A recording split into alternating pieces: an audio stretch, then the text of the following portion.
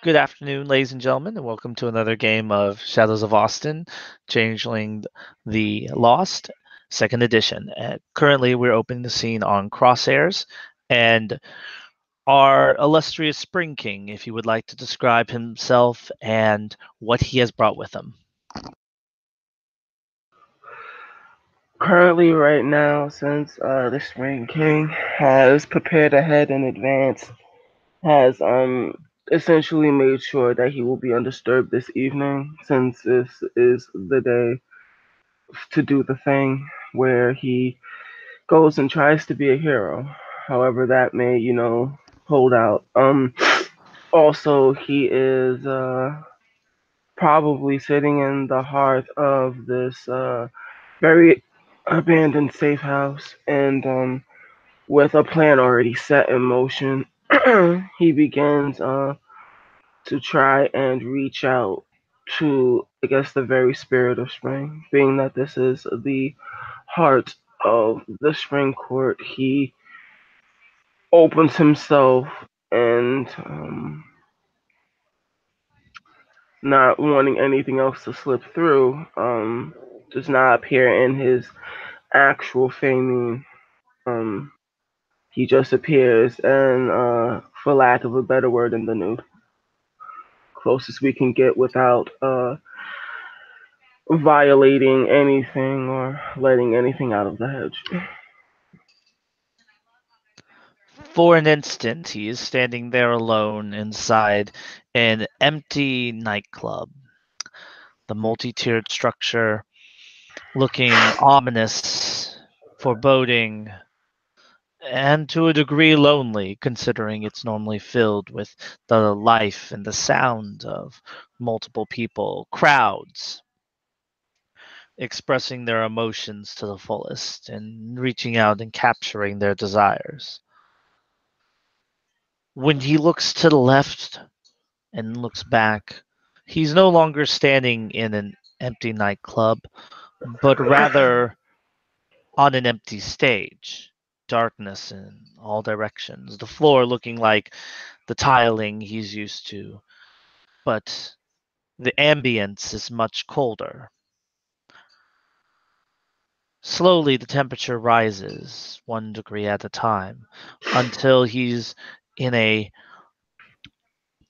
warm light, and yet the darkness still seems to encroach.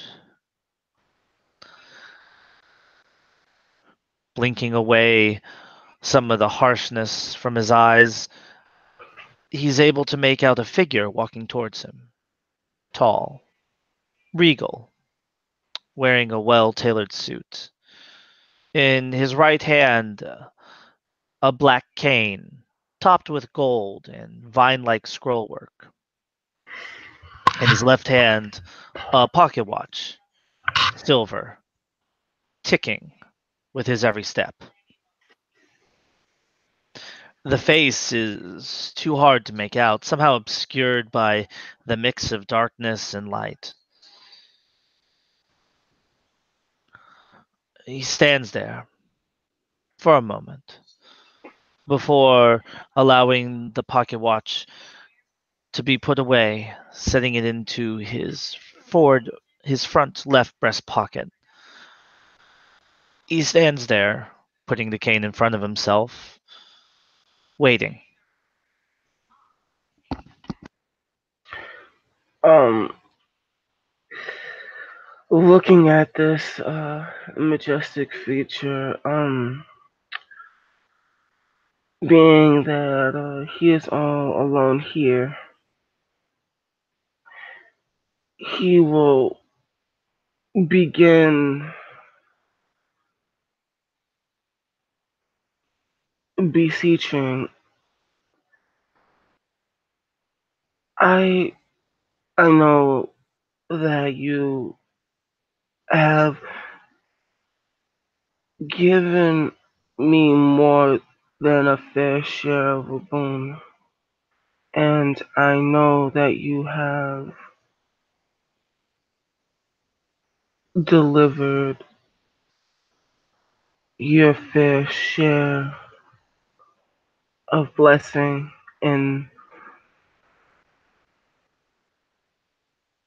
I thank you for your humble gifts that you have already given me. However, the task that you gave me still heavy upon my soul. I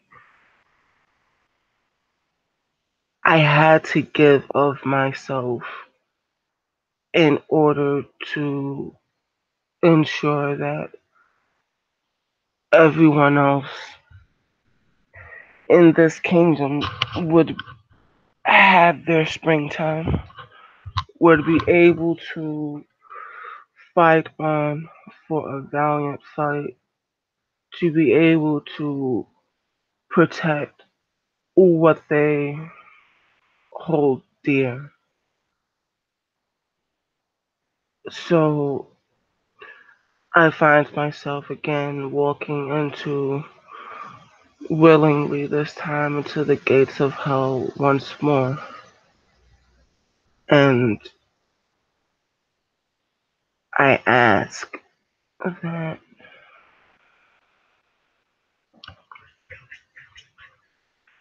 you, if you would find it pleasing, allow me not to lose myself and my sanity trying to hold true to the tenets of spring.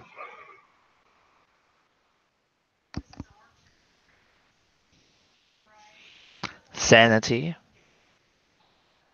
You seek sanity. I seek protection. I seek,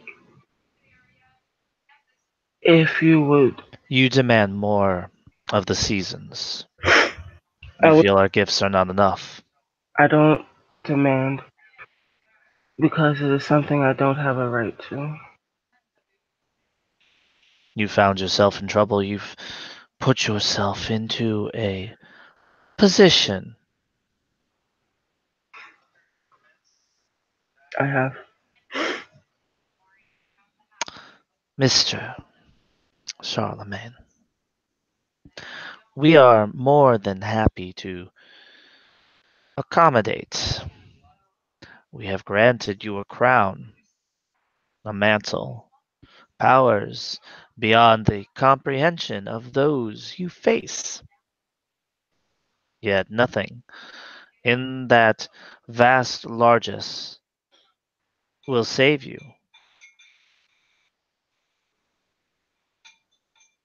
You stepped back into the gates of hell. To ensure and possibly save more. That is not the season's concern.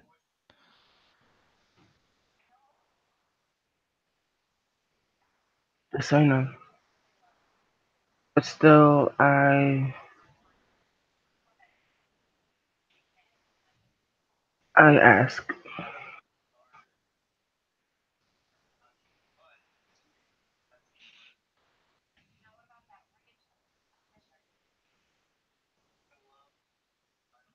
Can your friends not save you?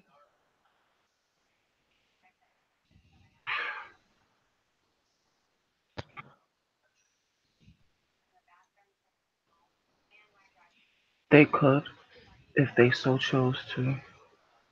But it is not only the job, but the expectation that the greatest of burdens should be placed upon the person who most strongly embodies the season. To expect them to pick up my burden, I would be doing them a great disservice. And yet you ask the seasons to step forward and take upon themselves your burden. Not take it all on, but assist.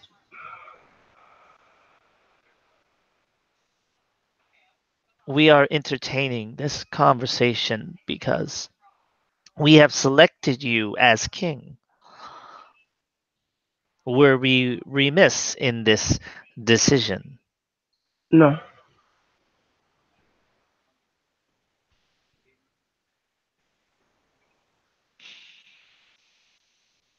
I think, if anything, me choosing to walk back into hell for the betterment of not only myself, but the betterment of the kingdom as a whole speaks more about my dedication to Spring and desires by willing to give up place, giving up a large part of my time by venturing back into hell, by paying that price willingly and not trying to shirk it.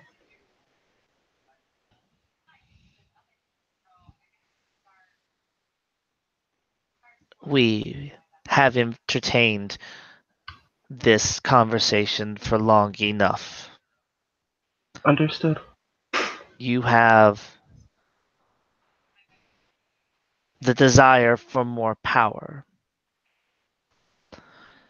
The figure seems to break apart into fourths, the torso disconnecting at odd angles, pieces moving away.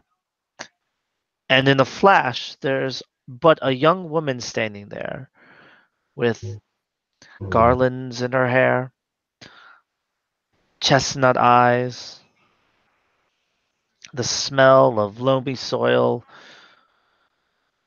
She's barefoot, wearing little more than a white shift as she steps around Charlemagne.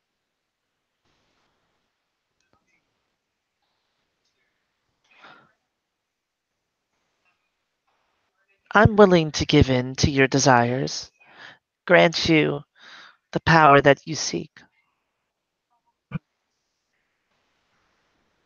because, my dear Charlemagne, that's what you want: power, control, influence.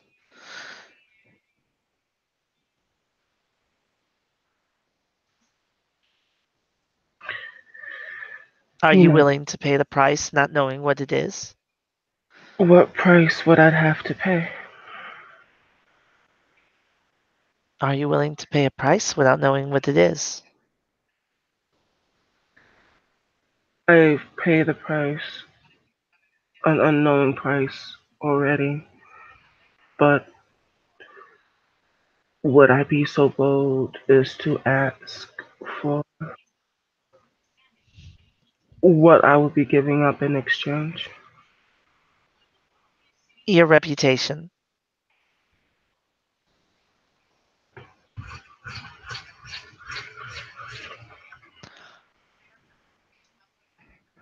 When you say my reputation, what do you mean? The price is your reputation, your good name, your reliable name, the name that you stand by, the name that you've worked so hard to preserve. You can have your power, you can have your strength, but the cost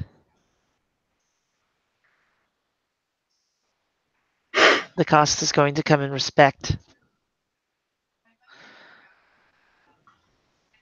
I've already given a promise not only to my motley, but also to,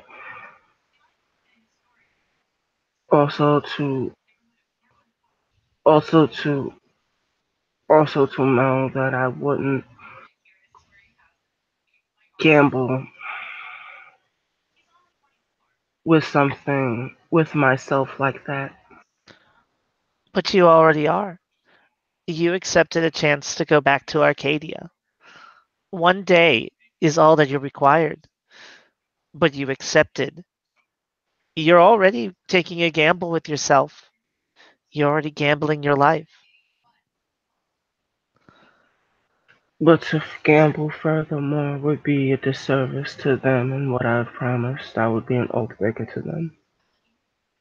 To ask for greater power, a power to exceed what you've already given. A greater price has to be paid.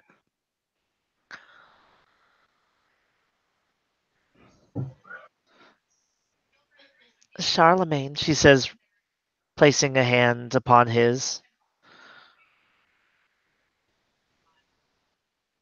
If you want the power, are you willing to pay a price you don't understand?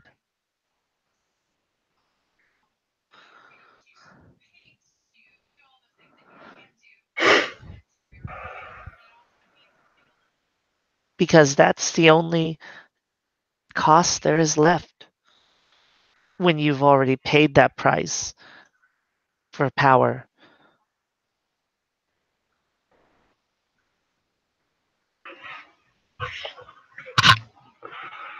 Mr. ST, Yes. is there any way I could play on the sympathies of the spirit of spring?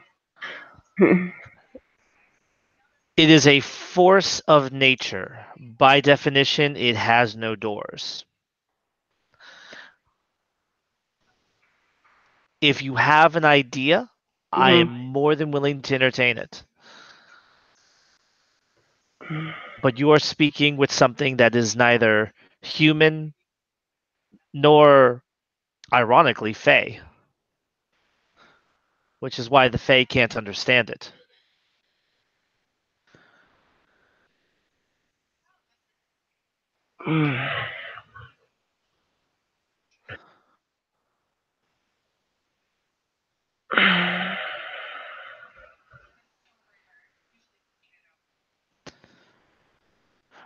What you know as the king is Mhm. that the seasons, whoever the original changelings were who made their deals with the seasons, Mhm. paid prices.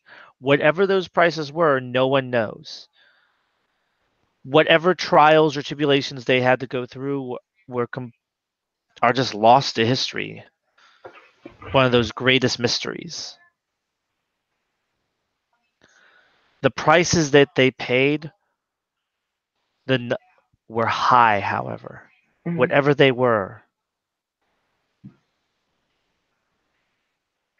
the seasons demanded much from their original monarchs for the power to resist the true Fae in some form.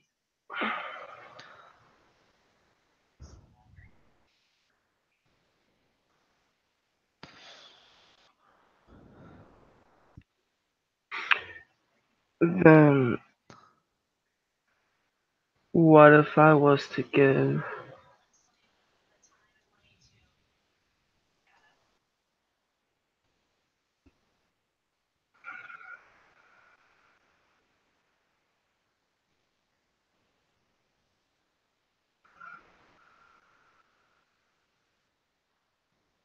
the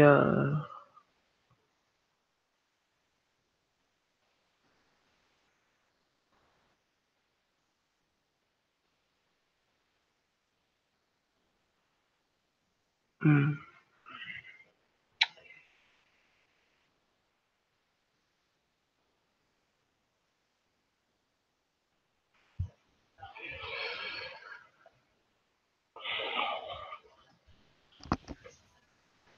the the memories of my time as a human, all of them in their entirety.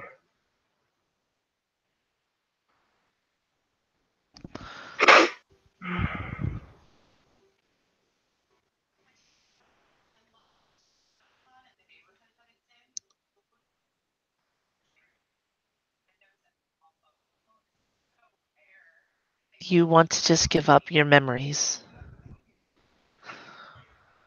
It's hard, but it's not enough.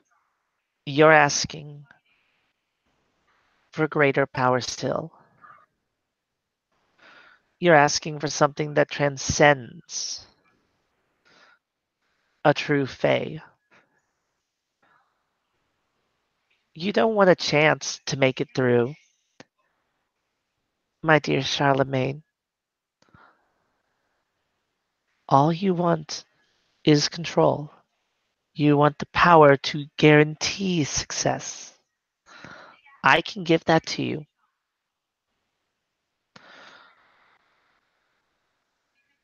But I ask for something more important to you than just your memories.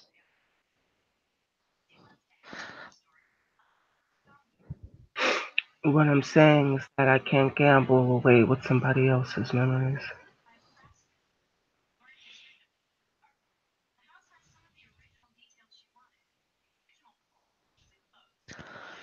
Gambling with other people's memories.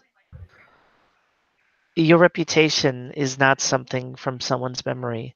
It's built on hard work and dedication. Everything you've ever done, and in an instant, can be taken away from you. One terrible act, one terrible price, and you will be free. You'll be able to return to the people who despise you, who mistrust you. I'm not taking anything away from them. You are, if you accept the deal. And in exchange, I guarantee you will leave Arcadia with your mind, your soul, your heart intact, just the way you want it. The power to resist.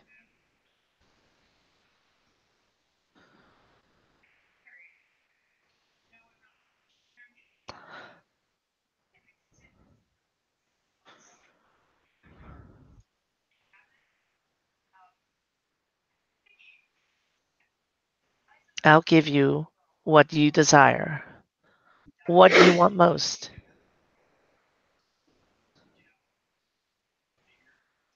What if I ask for the guaranteed success to succeed?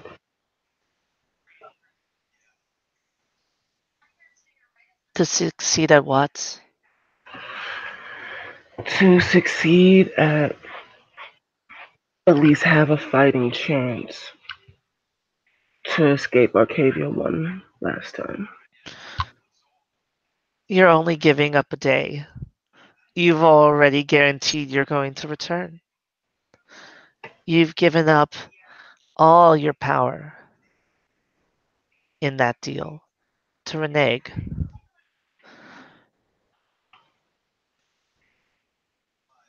You're going back for a day.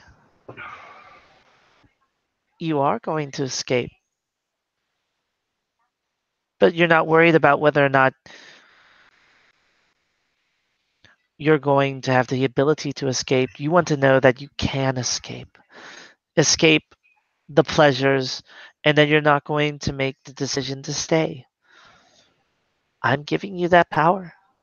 Well, offering it.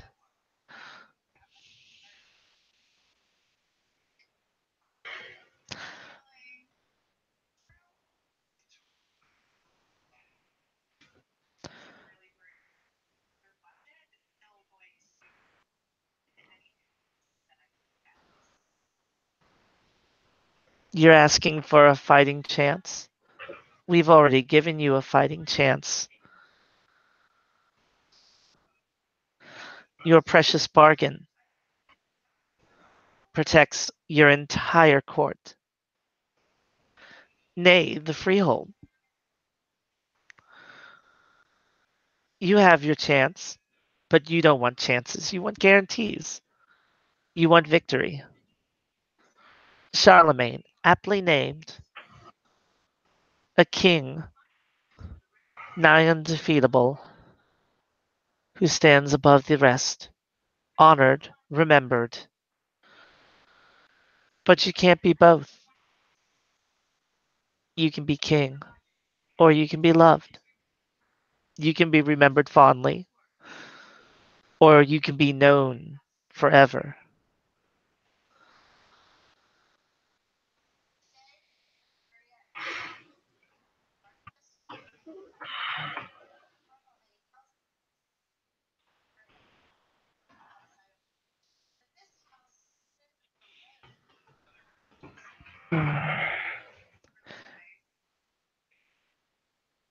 Then, if this ordeal has taught me anything at all,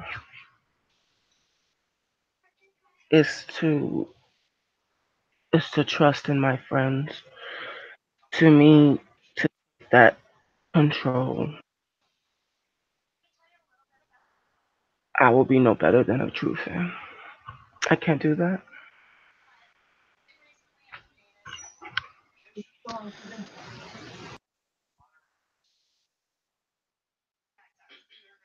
Then you made your decision. Charlemagne,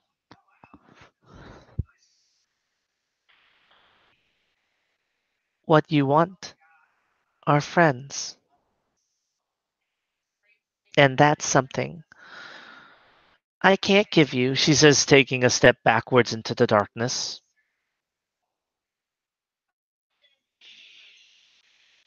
And as soon as she does, he's back in the club, standing there, alone.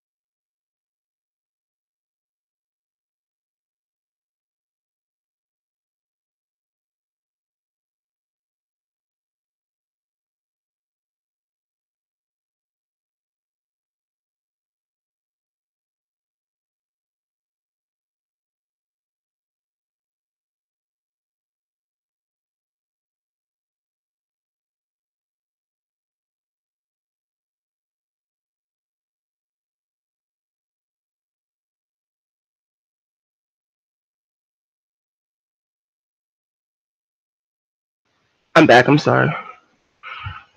Welcome back.